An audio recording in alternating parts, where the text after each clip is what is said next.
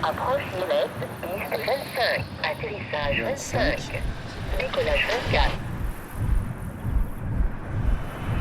On est fin prêt, hein, à 02, on bascule avec le sol, 21,705. Ouais, mettez en route 121 705, au revoir. À vous, merci, bonne journée.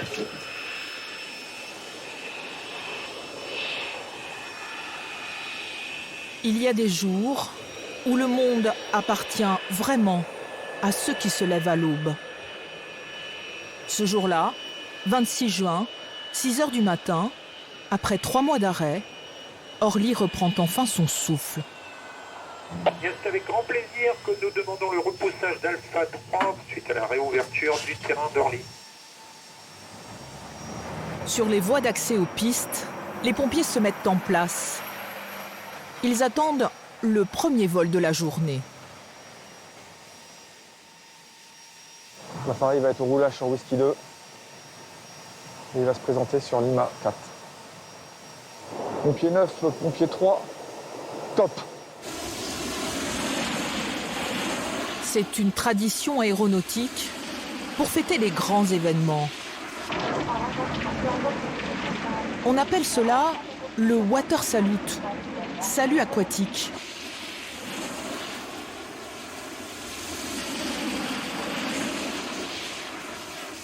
« 12 000 litres d'eau minute, un baptême grand format. » Autorisé décollage, hors 230 degrés, Ce moment, les employés d'Aéroports de Paris ne l'auraient raté pour rien au monde.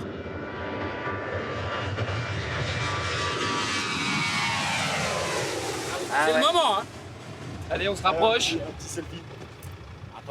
Qu'est-ce que ça vous fait ce premier départ? Que du bonheur. Ça veut dire que la machine est relancée. C'est reparti. Ça fait 3 mois qu'on l'attendait.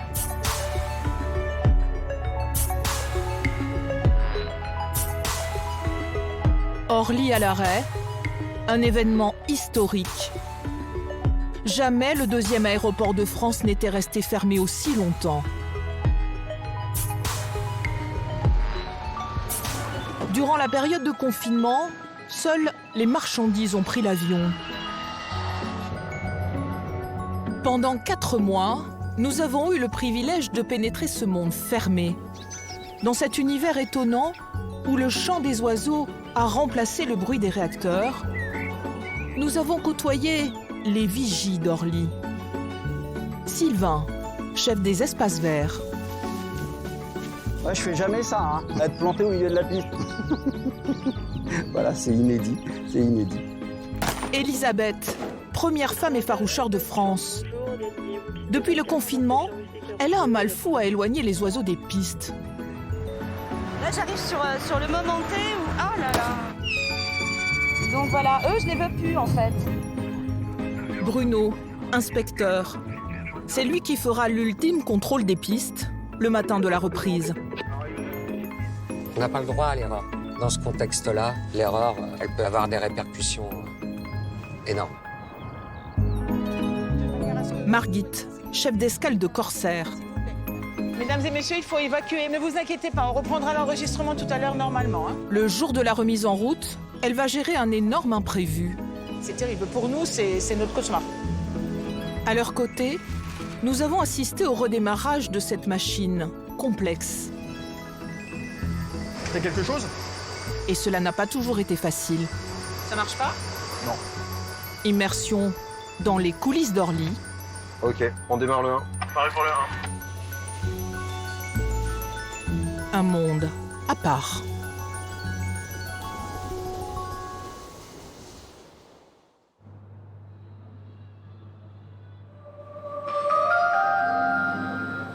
Votre attention s'il vous plaît. Pour des raisons de sûreté, nous vous informons que tout objet ou bagage laissé sans surveillance sera systématiquement détruit. Paris Aéroport vous remercie de vérifier régulièrement que vous êtes en possession de tous vos bagages. En temps normal, à cette heure-là, Orly est une ruche.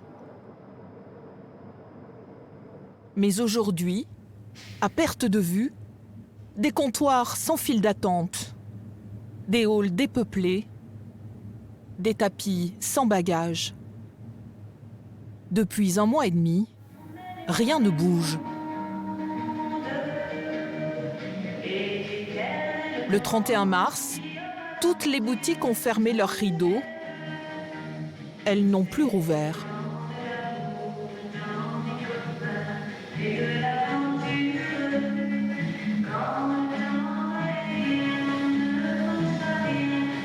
Soudain, au milieu du vide, 2 silhouettes insolites. Des agents sécurité incendie sur leur gyropode. Depuis la fermeture, leurs missions n'ont pas changé. Là, je vérifie mon robinet d'incendie armé. Je regarde s'il est en charge et si j'ai de la pression exprès. Ça fait drôle, quoi. C'est la première fois que je vois un aéroport vide. Qu'est-ce qui vous a étonné le plus? Le silence. Le silence. Parce que d'habitude, on s'entend pas parler. Là, j'aurais pas pu vous entendre parler.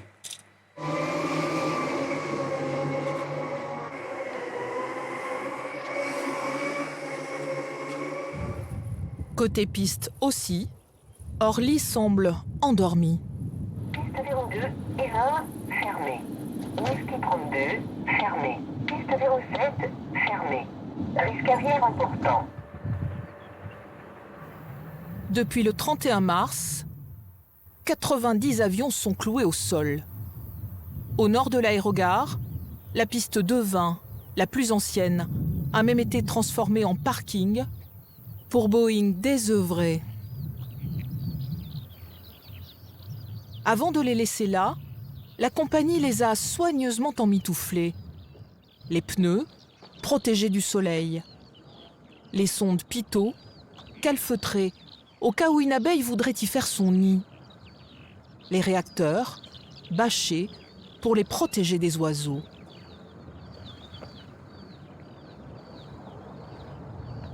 En temps normal, 30 000 personnes travaillent sur la plateforme. Depuis 1 mois et demi, ils ne sont plus que quelques dizaines, dont Sylvain. Ouais, je fais jamais ça, hein. Être planté au milieu de la piste. Ce qu'on voit là, c'est effectivement exceptionnel. On est au milieu de la piste, elle est fermée. On jouit de cet espace alors que normalement, il est strictement réservé aux avions et il faut toute une procédure pour pouvoir y accéder. Voilà, c'est inédit, c'est inédit. À Orly, malgré la fermeture, Sylvain ne chôme pas. Ici, il est responsable d'un service que l'on appelle prévention du péril animalier. Dans les prairies autour des pistes, les animaux pullulent. Les rapaces viennent sur l'aéroport pour traquer le lapin. Il faut dire qu'il y a 15 à 20 000 lapins à Orly, mais aussi une 50aine de renards. Et surtout, des oiseaux par milliers.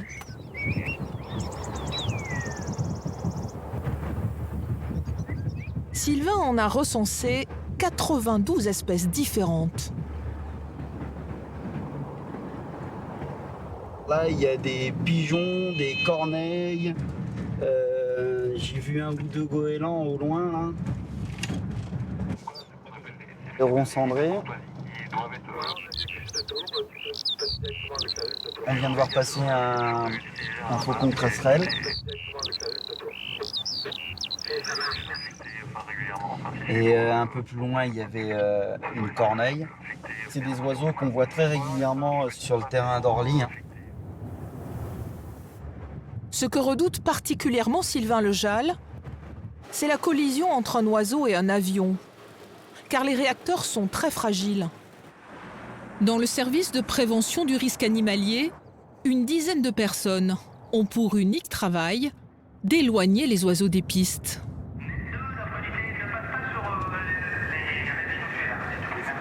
On les appelle effaroucheurs. À tout à l'heure. Elisabeth est la première femme effaroucheur de France. Elle est arrivée il y a 6 mois à peine. Je suis là depuis peu et donc j'ai toujours besoin de mon guide. Ça me permet encore d'observer parce qu'il y a encore des espèces que je connais pas forcément ou que j'ai pas l'habitude de voir sur la plateforme. Mes jumelles. Là, on va avoir 2 départs, 2 avions là qui vont partir, donc je vais aller sur le terrain.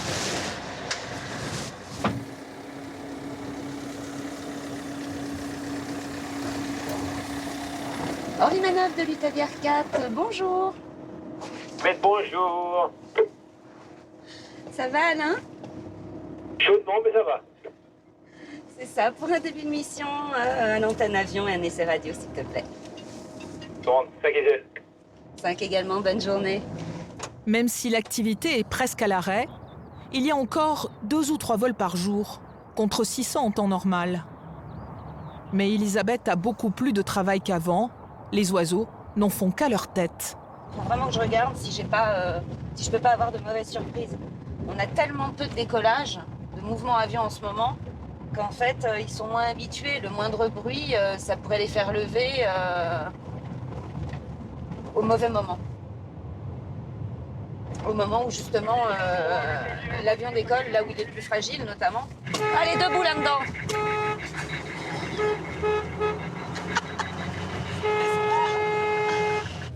Mais c'est juste pour leur rappeler que je suis là, en fait.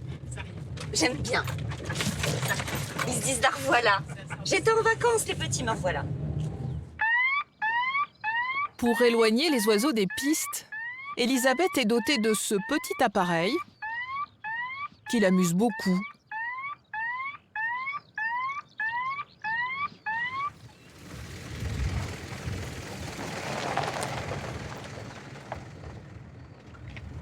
La télécommande à bruit. Goéland.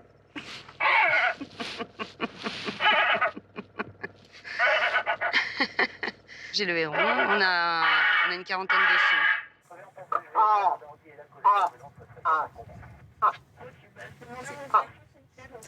Je crois que c'est mon préféré. On se parle toutes les vacations. C'est le cormoran. On ne le voit plus de la même façon. Ça les effraie ou ça les fait rire? En tout cas, moi, ça me fait rire. Le fait que je rigole, ça peut les effrayer. 13h, Elisabeth n'a plus le temps de plaisanter. Sur le tarmac, l'un des rares vols du jour est en train de se préparer.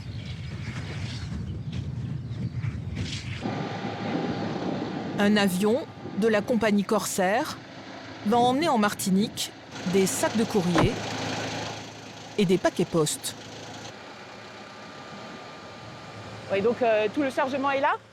On a combien de tonnes là sur ce... 10 palettes, 2 conteneurs et le vrac. Pour un total de 17 tonnes 900. Ah, 17 tonnes.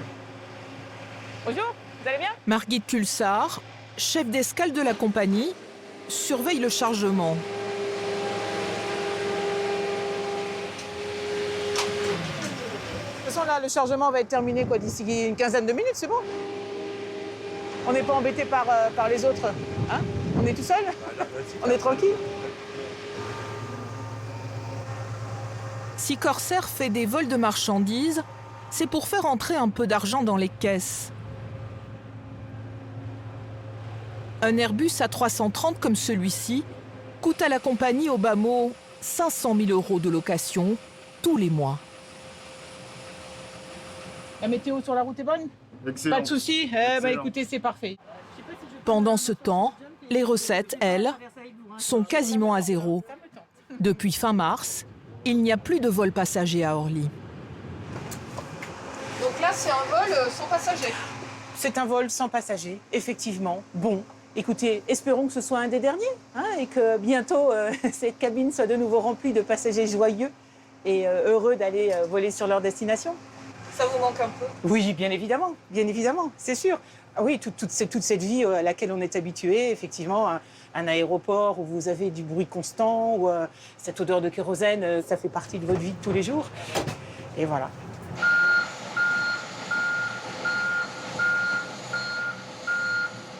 Margit aimerait que le trafic reparte le plus rapidement possible. Et elle n'est pas la seule. Plus le temps passe, plus Elisabeth l'effaroucheuse a du mal avec les oiseaux. 14 heures, le corsaire est au décollage, mais à l'autre bout de la piste, rien ne va plus.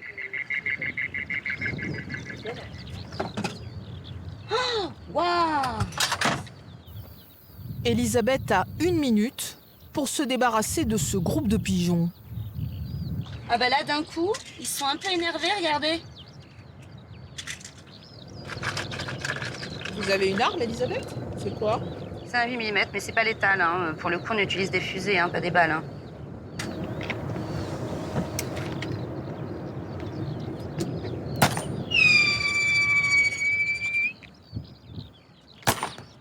Dérangés par le bruit des fusées, les pigeons s'éloignent, mais reviennent aussitôt. Pas trop, hein? Non, hein? La période d'arrêt, ça a fait quoi sur eux? Bah, ils ont pris leurs aises, hein. Ils étaient plutôt tranquilles, là, pour le coup. Pas de bruit, pas trop de trafic, pas de souffle. Ils ont récupéré leur terrain, en fait. 82, Alpha Uniforme, bonjour, gagnez-vous piste 24, intersection Whisky 42 et attendez. Bon, c'est une piste 24, intersection Whisky 42, c'est bon. Le corsaire décolle dans quelques secondes, mais les pigeons sont encore là. Elisabeth ne sait plus comment faire. L'année dernière, il y a eu 79 collisions à Orly, entre les oiseaux et les avions.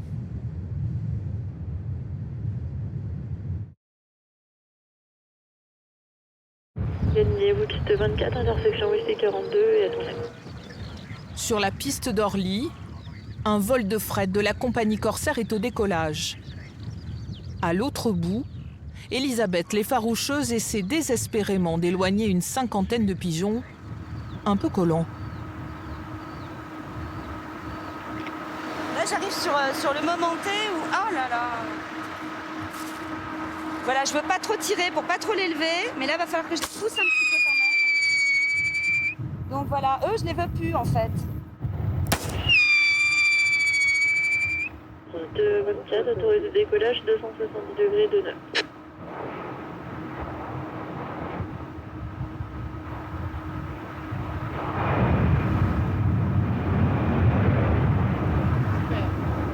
Mais je suis contente. Voilà. Ben, ça n'a rien passé. Pas d'oiseaux morts. Bonne soirée.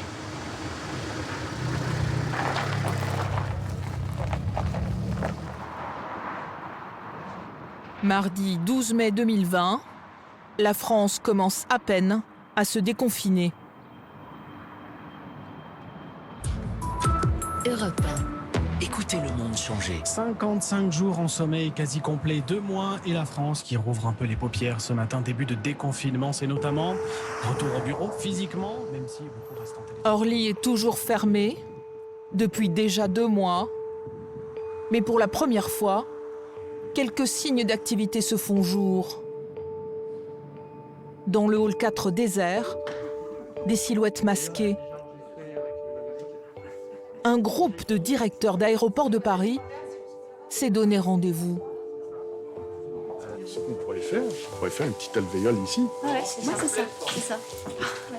Il est positif, il vient ici, contrôle température ici, thermoflash. L'homme qui parle est le médecin de l'aéroport, Shadish Beili. On a déconfiné hier, donc on ne sait pas quelles vont être les suites de ce déconfinement. Mais on se prépare, on anticipe beaucoup de choses. Comme ça, le jour J, on espère être prêt. Pour le jour J, celui de la réouverture, Shadish cherche un moyen de détecter au milieu de centaines de voyageurs un malade potentiel du coronavirus. Aujourd'hui, il fait tester un dispositif, une caméra thermique qui peut détecter la présence de fièvre. On va faire le test. D'accord. On va voir une personne qui va avancer et voir la réaction sur le système. On peut peut-être essayer, juste pour montrer, c'est arriver à plusieurs, parce que c'est vrai qu'on se rend compte que ça détecte immédiatement. Vous voyez pas, on est parti. En quelques secondes, Ouais, ça y est, ouais. la caméra capte la température de plusieurs personnes en même temps. On va se rapprocher, on n'a pas de température. C'est bon, 36. Hop. En présence d'une source de chaleur comme ici, ou en présence de fièvre, c'est carré rouge. Pas de fièvre, carré vert. On attend juste le feu vert des autorités sanitaires pour déployer ça. Et ça, on le guette de très très près. Jérôme et Michel, on est sur le sujet. Shadi n'a plus qu'à tester la caméra en conditions réelles. Mais il ne sait pas encore quand cela sera possible.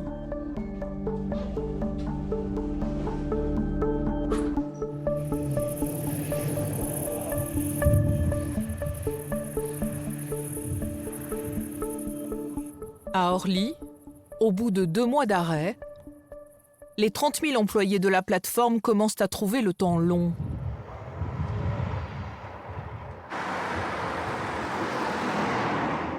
Bruno Laluc travaille depuis 30 ans pour Aéroports de Paris et il n'a jamais vécu de crise aussi grave. Depuis fin mars, il est au chômage partiel.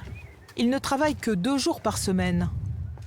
À la différence de son voisin, mécanicien chez Air France. Et nous, l'activité a continué. Tant mieux. Tant mieux. Il y a pas mal d'appareils qui ont été basés à l'extérieur de la plateforme et on espère les revoir. Parce qu'il y en a beaucoup qui sont partis sur Châteauroux, là, quelques-uns. C'est pas... Quand ça part là-bas, parfois... C'est pas encourageant, ouais, là-bas, c'est... Non, c'est... Je veux pas dire que c'est comme un cimetière, mais ça s'en rapproche. Oui. Ça s'en rapproche. Mais bon, on va rester positif. Ça va repartir. Je te souhaite en tout cas une bonne fin de journée, de soirée. Bon courage pour la suite. Hein, pour toi, protégez-vous bien. Oui. Ça roule. Bruno habite Paray-Vieille-Poste, une commune qui jouxte l'aéroport d'Orly. Les avions, c'est toute sa vie. À Orly, il est l'un des rares à avoir accès aux pistes. Et il en est extrêmement fier. C'est quoi cette table? C'est à moi, ça. Ce panneau, en fin de compte, c'est ce qu'on trouve à chaque entrée des pistes. Tous les véhicules qui ne sont pas munis de radio n'ont pas le droit d'y pénétrer. Et en fin de compte, comme c'est le cœur de mon métier, j'ai souhaité me ramener un petit souvenir à la maison. Et qu'est-ce qui vous manque le plus depuis qu'Orly est fermé? Les avions. On a souvent l'habitude de les entendre, surtout décoller ou atterrir. Et ça nous manque parce que c'est comme un réveil matin. C'est des repères. Et c'est vrai qu'en ce moment, on les a un peu perdus. Mais maintenant, il faut qu'ils reprennent leur place. C'est pas au sol leur place, c'est dans les airs. Et nous, on sera là pour s'en occuper. À la mi-mai, ni Bruno, ni personne ne sait quand Orly rouvrira. Au mois de juin, à la rentrée de septembre, ou bien plus tard encore. La réponse va tomber 15 jours après. Le 28 mai 2020, nous avons rendez-vous avec le grand patron d'Orly.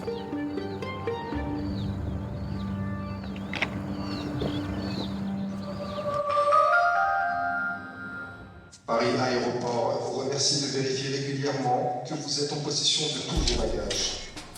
Régis Lacotte est inquiet pour l'avenir. Les enjeux économiques sont considérables. L'autre aéroport parisien, Roissy, est ouvert, mais les passagers sont rares. Il ne fonctionne qu'à 5% de son activité. Aucune raison dans ce contexte de rouvrir Orly.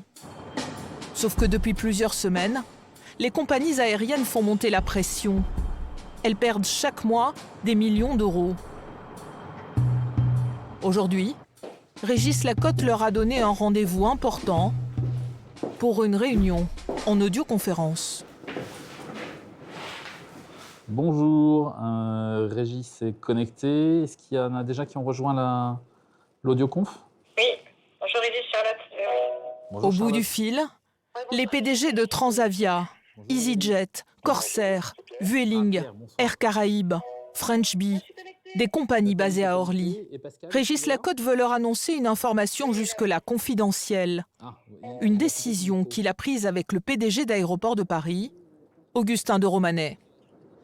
Après tout le travail qu'on a mené tous ensemble, Augustin de Romanet a décidé de réouvrir l'aéroport de Paris-Orly cet été, à partir du 26 juin. Est-ce que vous avez des, Très bonne nouvelle. est-ce que vous avez des commentaires? Très bonne nouvelle, on se réjouit. Bon, allez, encore plus fort, allez-y et tout. C'est une très bonne nouvelle. On commence à respirer pour pouvoir quand même raconter un truc à nos clients. Voilà, on a un plan pour leur proposer. Régis, je tenais à vous adresser mes remerciements. Je pense au nom des compagnies que je représente, mais au nom de la profession. On ne pouvait pas rester comme ça dans une situation qui nous menait au désastre collectif. Donc, merci de votre confiance. Bon, merci à vous tous. On vous souhaite une bonne fin de journée et on se retrouve très rapidement et dès demain. OK? Régis Lacotte a 1 mois pour remettre en marche l'immense machine d'Orly. Le compte à rebours est lancé.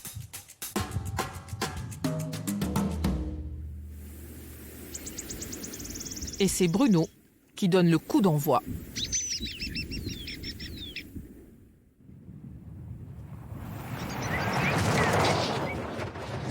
Ça fait du bien. C'est vraiment quelque chose qui nous tenait à cœur, là, maintenant. Aujourd'hui, Bruno s'occupe de la grande visite technique. Une inspection générale des 2 pistes d'atterrissage, la dernière avant la réouverture. Orly, tour d'inspection 5, bonjour. Inspection 5, bonjour. Oui, bonjour. Pour te solliciter comme convenu, à la fermeture de la 0624 jusqu'à 10h30 locale, s'il te plaît. Eh bien, tu peux y aller. Rappel piste dégagée, contrôlée, utilisable. À l'ensemble des véhicules concernés par la visite technique de piste, est-ce que vous êtes prêts?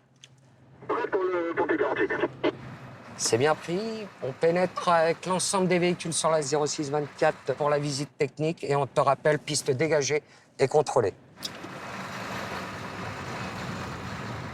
Tous les véhicules ont 2 heures pour ratisser près de 7 km de piste, jusque dans les moindres détails.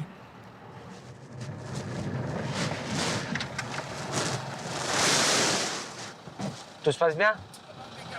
Impeccable, Vincent? Vincent est chargé de surveiller l'état du revêtement. Ici, il a repéré un joint défectueux. Dans son camion, Diabel, lui, vérifie les 1200 LED qui éclairent la piste. Ils permettent aux avions de décoller et d'atterrir de nuit ou par mauvais temps. C'est pour ça qu'on roule à petite vitesse pour regarder tous les feux. Mais travail de l'ombre, on vérifie bien l'état pour qu'on puisse rendre la piste utilisable pour que les avions puissent atterrir de nouveau. Une fois que tous les véhicules ont évacué la piste, c'est au tour de Bruno, avec les autres inspecteurs, de faire le dernier contrôle. Et bien là, on est parti. On s'assure que rien n'était laissé sur la piste. Sacrée responsabilité. Oui. On n'a pas le droit à l'erreur. Dans ce contexte-là, l'erreur, elle peut avoir des répercussions énormes et graves. L'erreur que tout le monde a en tête ici, c'est le crash du Concorde à Roissy l'été 2000, à cause d'une lamelle de métal tombée d'un autre avion. Depuis, chaque objet trouvé est soigneusement gardé pendant 1 an en cas d'enquête.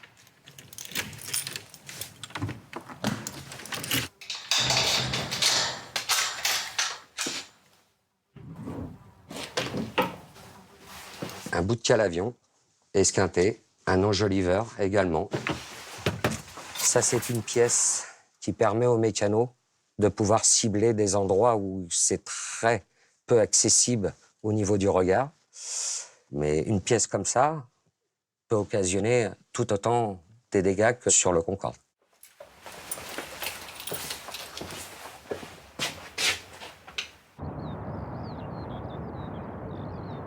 3 juin 2020, à 3 semaines du jour J. Sur les 4 terminaux d'Orly, un seul rouvrira le 26 juin, Orly 3. Il a été construit l'année dernière. 385 millions d'euros de travaux. Il est doté d'un équipement ultra performant, son tapis bagage. Un petit bijou de technologie de 4 km de long, capable de livrer jusqu'à 3200 valises à l'heure, entièrement automatisé. C'est possible de relancer la procédure d'OTK sur la machine N2 ? Oui, bien reçu. Pour être sûr qu'il redémarre correctement le jour J, Vincent, responsable d'exploitation, le teste depuis 3 jours. Mais ce matin, il y a un problème. On va recommencer la procédure. 2 scanners à rayon X sont en panne et ne veulent rien savoir. T'as quelque chose? Ça marche pas? Non. Visiblement, les machines sont figées toutes dans le même état. Il faudra à Vincent 1 heure, pas moins, avant de trouver la panne. Passe.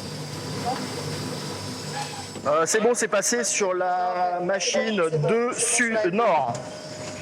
En général, on a une moyenne de moins de 8 minutes pour régler n'importe quel problème. Si on avait 1 heure d'arrêt, ça aurait pour conséquence de déplacer les vols, de déplacer les compagnies, nos passagers. Donc ça serait vraiment catastrophique pour tout le monde. D'autant plus catastrophique qu'à 14h aujourd'hui, débarquent des passagers à Orly. L'aérogare est encore fermé, mais depuis quelques jours, il accueille quelques vols de rapatriement. Des Français bloqués à l'étranger par la fermeture des frontières à cause de la crise sanitaire. Dans sa clinique à Orly, Chadi, le médecin-chef, attend l'arrivée du vol. Il vient de Casablanca. Juste m'assurer du vol. 14h05, Casa, c'est parti. On va faire le briefing pour l'accueil du vol. A priori, un vol plein, 185 passagers. Donc, je vais y aller avec l'ambulancier et l'infirmière. Et donc, comme d'habitude, tu restes aux commandes. Et si jamais il y a quoi que ce soit, tu n'hésites pas. Ok. Allez. Allez, c'est parti. Le médecin-chef veut profiter de cette arrivée pour tester sa caméra thermique en conditions réelles. Messieurs, bonjour tout le monde. Tiens, tu peux passer, Olivier, c'est vrai. Parfait. Non, c'est bien. C'est bien, c'est bien. Comme ça, on est prêt. Il n'y a plus qu'à. Le vol est annoncé à l'heure. Et côté bagages, dans les sous-sols de l'aéroport, le tapis s'est enfin remis à fonctionner normalement.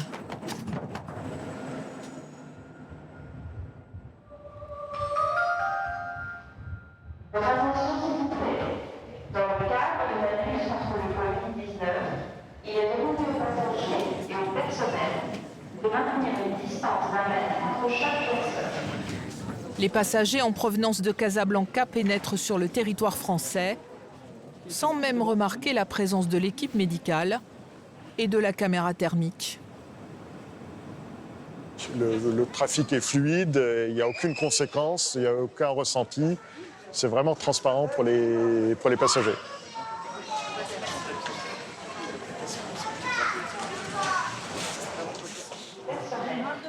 Ce jour-là, aucun n'avait de la fièvre.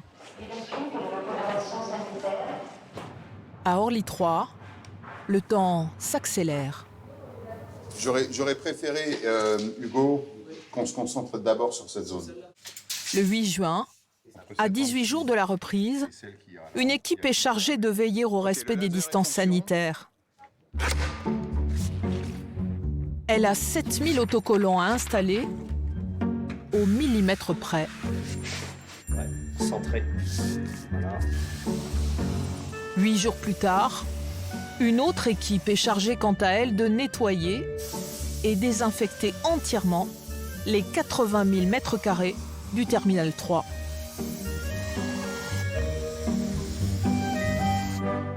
Côté piste, on prépare les avions.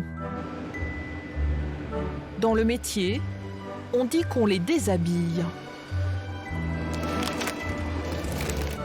voici Zen, l'un des Airbus A330 de Corsair.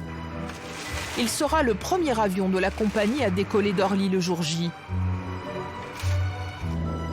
Mais avant, comme tous les mois, il doit passer entre les mains des mécaniciens pour la grande opération de maintenance.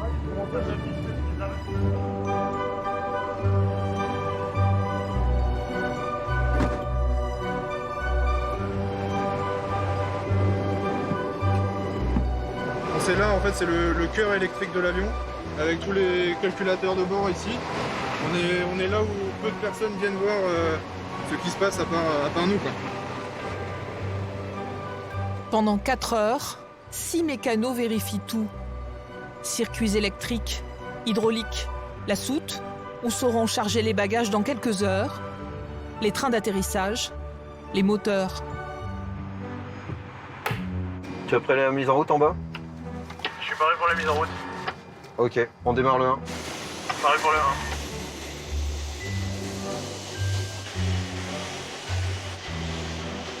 Dans 4 jours, Zen décollera d'Orly, direction Fort-de-France, et il est fin prêt.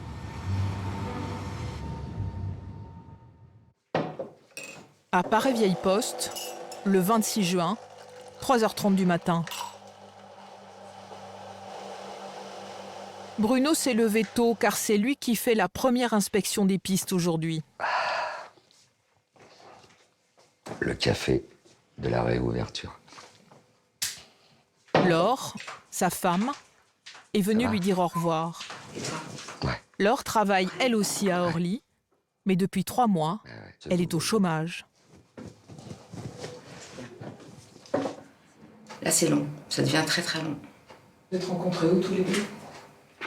À l'aéroport. Une grande famille, l'aéroport. Il y a longtemps maintenant, hein, il y a 20 ans. Ouais, 20 ans. 20 ans cette année. On n'aurait jamais pensé qu'on vivrait un tel moment. Non, personne. Non, personne. Mais bon. Allez, c'est parti. Je vais y aller, mon doux. Ouais. Bisous. Bisous. Ça va, Vincent? Ça va, Nono? Ça a été la nuit? Très bien. Le premier départ, quelle heure? 6 heures. 6 heures, le Théo Porto qui est stationné en Alpha 11. Eh ben, on reprend les bonnes vieilles habitudes. À tout à l'heure, Vincent. À tout à l'heure. Le collègue de la veille a laissé un petit message. Bonne réouverture. Tout le monde y pense.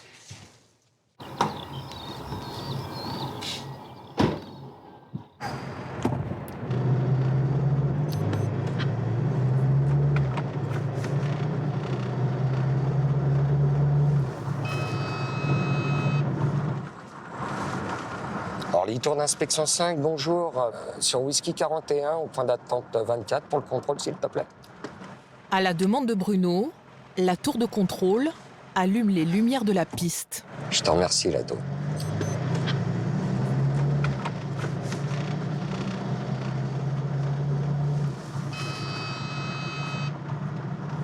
On est parti pour 25 minutes de contrôle total de la piste. Magnifique.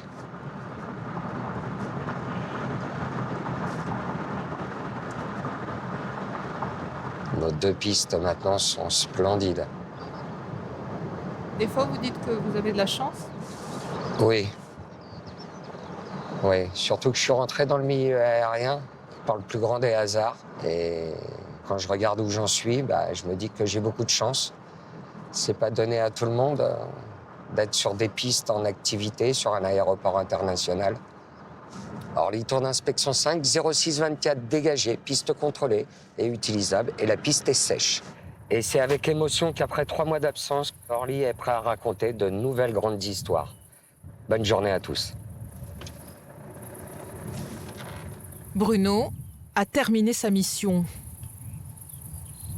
À l'entrée d'Orly 3, la journée commence plutôt bien.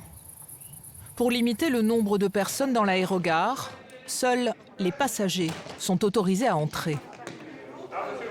Bonjour messieurs, dames. On vous demande de préparer les billets électroniques ou les badges rouges si vous travaillez sur la plateforme. La police aux frontières contrôle les billets dans la bonne humeur. Oui. Depuis longtemps. Ah bah c'est parfait. Et vous allez à Calvi? À Calvi. Si vous voulez, on vous emmène. Bah ouais, j'aimerais bien.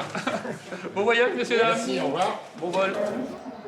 Mais à l'intérieur, Mais non, il n'y a pas de problème, il n'y a que des solutions. Pas de problème, allez-y. Margit, la chef d'escale de Corsair, a un gros imprévu à gérer. Mesdames et messieurs, il faut évacuer. Sophie, s'il te plaît, est-ce que je peux juste vous avoir en zone protégée, s'il vous plaît?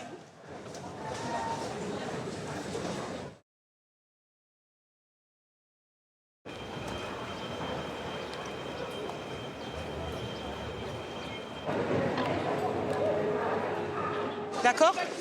Stéphanie, je te rappelle dès que c'est bon. Hein? Mesdames et messieurs, il faut évacuer parce que nous avons un bagage abandonné. On continue à avancer. Ne vous inquiétez pas, on reprendra l'enregistrement tout à l'heure normalement. Hein? Allez-y. Alors, comme on est devant, on est obligé de passer derrière. Bah, oui, madame, c'est totalement indépendant de notre volonté. Nous aurions préféré que ça n'arrive pas, mais je sais. hein, voilà. Je sais. Donc il ne faut surtout jamais laisser son bagage tout seul. Il faut avec le bon Dieu, il va nous aider. Et vous avez parfaitement raison, madame. Hein, donc on reprend dès que c'est possible, d'accord? À tout à l'heure. Alors, mon jus? Quel bordel. Ben, disons que là, on se serait quand même bien, effectivement, passé d'un bagage abandonné. Le premier jour, c'est quand même pas terrible, hein, mais... Sophie, s'il te plaît, est-ce que je peux juste vous avoir en zone protégée, s'il vous plaît? Ça va vous faire perdre beaucoup Oui. de temps. Eh oui, eh oui. Et nous avons souvent des vols qui sont retardés à cause de ce genre de situation. Et ça, c'est terrible. Pour nous, c'est notre cauchemar. Donc, il va falloir mettre les bouchées doubles tout à l'heure pour limiter le retard à l'enregistrement. Oh là, il y avait tellement de monde dans l'aérogare, là. Et tout le monde dehors. Oh, c'est incroyable.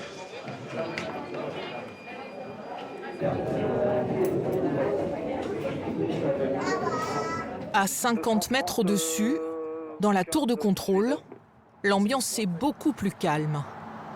Santiago 93 Alpha, expect bubbly 7 Papa departure, squawk 5610. Les contrôleurs sont en effectif réduit. Pourtant, ils sont un peu désœuvrés. L'activité est au ralenti. Le chef de tour fait ses comptes.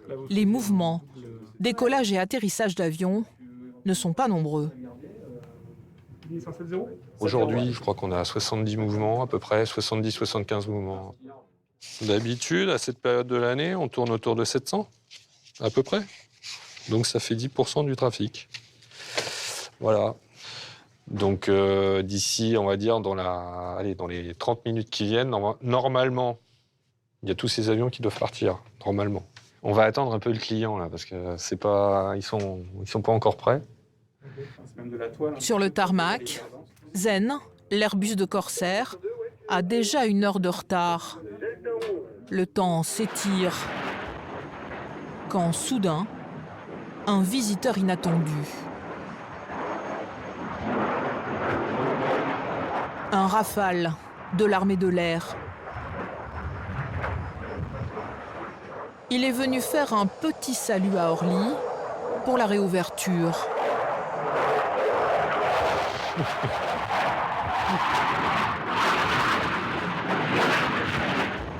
Yes. C'est bon, ça. Oh, Rafale, merde, Rafale.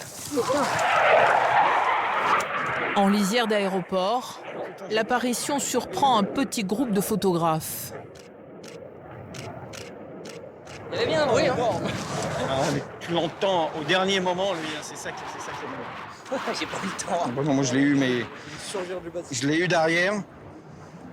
Je vais zoomer dessus. Eux sont des spotters, des fous d'avion, équipés comme des pros. Ah ouais, mais celui-là, on ne l'aura pas. Hein. Je l'ai remis, celui-là. Ah, il y a quelqu'un qui a posté des photos. On va écouter. On va se mettre sur la tour. Hein. Avec des récepteurs radio, ils écoutent les fréquences de la tour de contrôle en accès libre. Pour l'instant, nous, on est là et on a les moteurs coupés, donc on est à l'attente. Grâce à une application smartphone, ils peuvent suivre sur écran tous les mouvements d'avion dans le ciel. Là, on voit qu'il y a un Corsair qui va se poser en fait sur cette piste-là.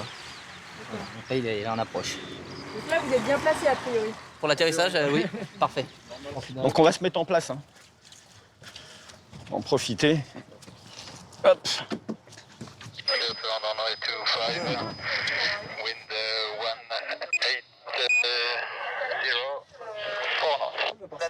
Il est autorisé à atterrir, donc on va le voir dans peu de temps. Hein.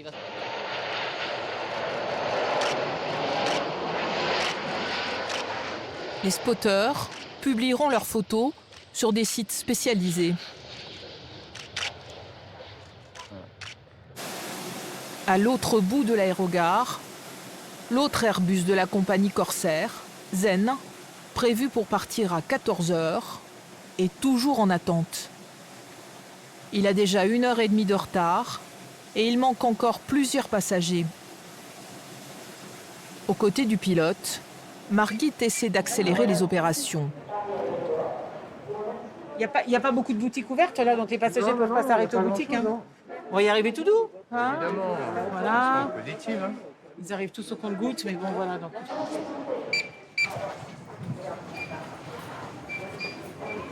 Isabelle, tu aurais la gentillesse de faire une annonce en leur disant que c'est un dernier appel, s'il te plaît.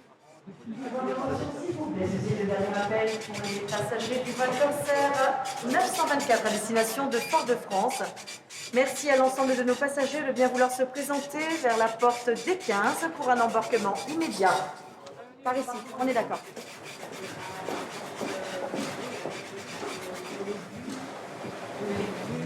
Voilà, madame arrive. Merci beaucoup. Bon les amis, merci.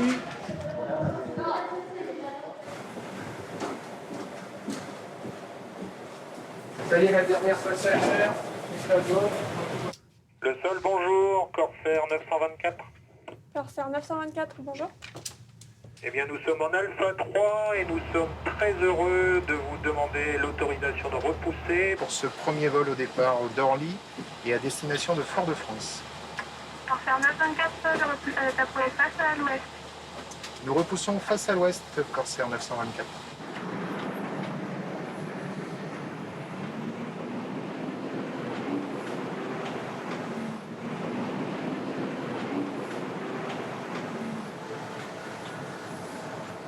Whisky 41, 18-7, Corsair 924. Corsair 924, bonjour, alignez-vous, piste 24, autorisé décollage, 190 degrés, 7 nœuds.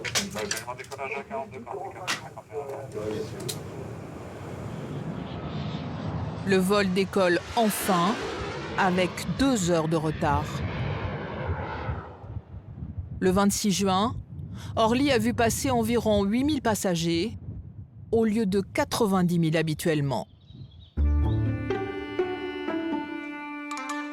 Les effaroucheurs, eux, n'ont pas encore entièrement réglé leurs problèmes avec les oiseaux. Nous sommes début juillet. C'est l'extinction des feux.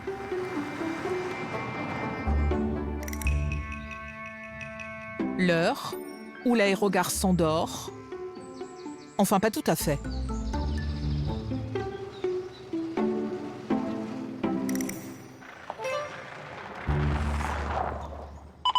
Sylvain, le chef des effaroucheurs, est sur le pont avec ses équipes.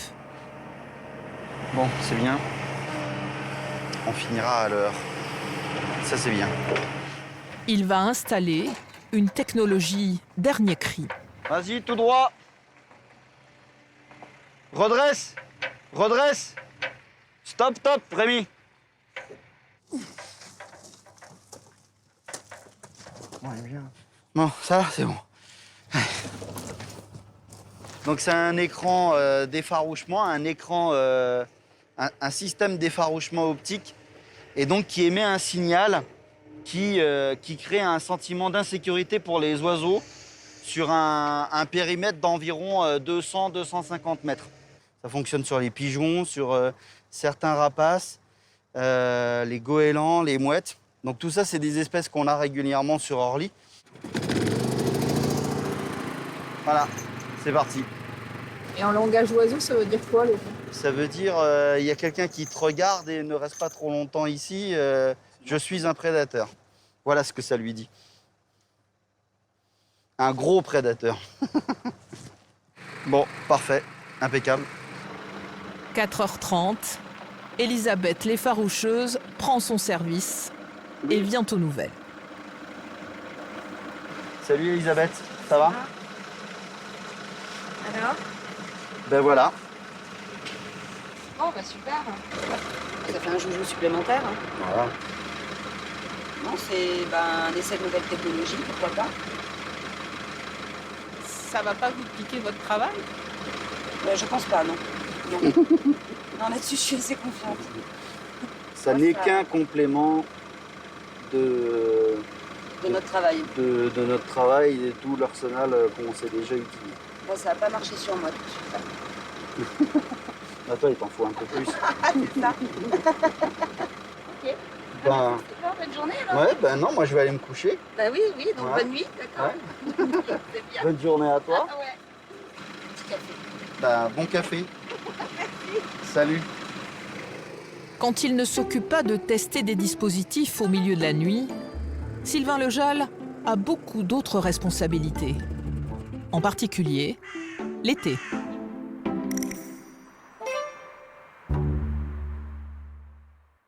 À Orly, il est responsable d'un immense domaine. La moitié de la surface de l'aéroport. 650 hectares de prairies naturelles, sans pesticides, au milieu de la ville. Autrefois, ces espaces verts étaient zones agricoles. On avait jusqu'en 2004 des agriculteurs qui venaient exploiter le terrain. Donc c'était un partenariat entre ADP et les agriculteurs de la région.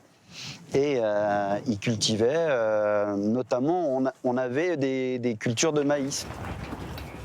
Mais parce que le maïs attirait les oiseaux, il n'y a plus d'agriculteurs à Orly.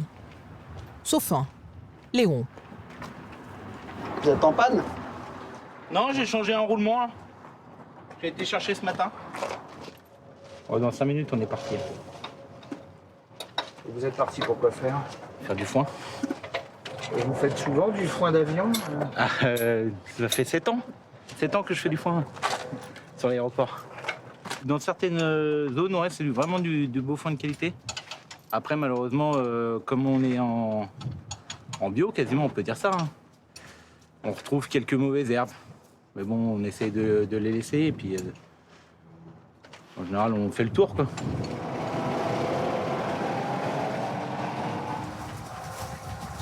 Chaque année, en juillet, Léon fauche environ 140 hectares de prairies sur l'aéroport.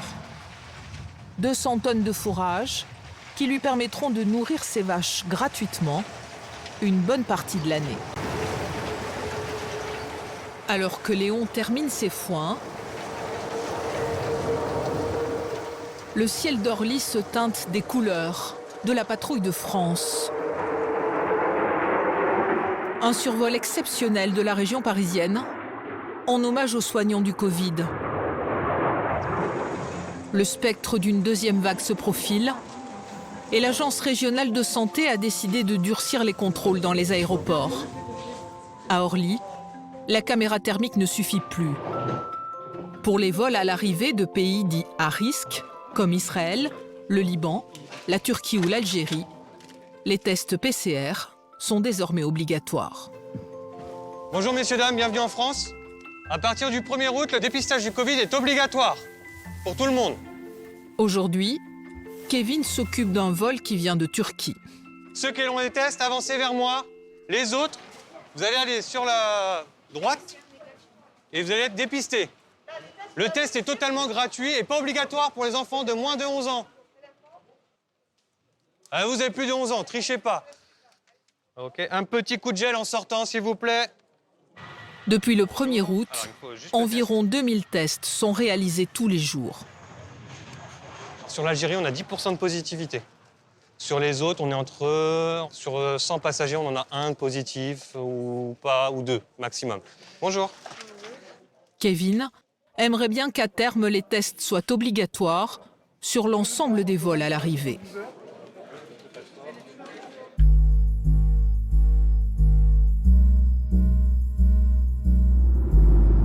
Lundi 24 août 2020, Cela fait 2 mois que l'activité d'Orly a repris.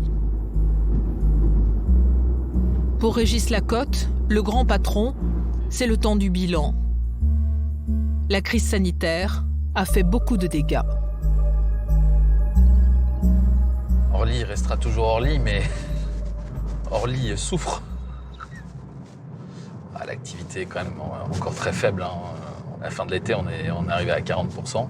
L'activité normale, on espère en septembre peut-être aller chercher 60-70% avec le retour d'Air France. Au printemps, Air France avait transféré la plupart de ses vols à Roissy. Mais aujourd'hui, la première compagnie française rouvre enfin son escale à Orly.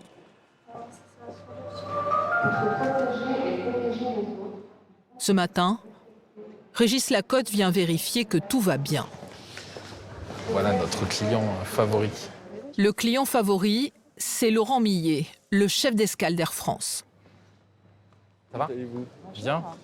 T'es content? Les équipes sont contentes. Ouais, parce que là, t'es à 50 vols. Là. Marseille, ouais. Aujourd'hui. D'accord. Et puis la semaine prochaine, on reprend toutes les destinations et on monte en puissance sur tous les vols navets. D'accord. Bah, le sujet, c'est qu'est-ce qui se passe en septembre-octobre? Maintenant que l'été sera passé, que les besoins de vacances, le besoin de voir les familles, le besoin de... Enfin, voilà. Qu'est-ce qui se passe en matière d'activité économique? C'est la grosse interrogation de la rentrée. Faut qu'on y aille. Oui, très bien. Bon. À tout à l'heure. Plus tard. Enfin, plus tard. Et encore merci. De rien. Pour l'instant, en matière économique, l'horizon est plutôt sombre. Sur la piste nord de l'aéroport d'Orly sont stockés les avions d'une compagnie à bas coût autrichienne qui a déposé le bilan. Elle n'a pas résisté à la crise du Covid et elle n'est peut-être que la première. Selon les spécialistes aéronautiques, le secteur ne devrait retrouver son niveau d'activité d'avant la crise sanitaire qu'en 2025, au plus tôt.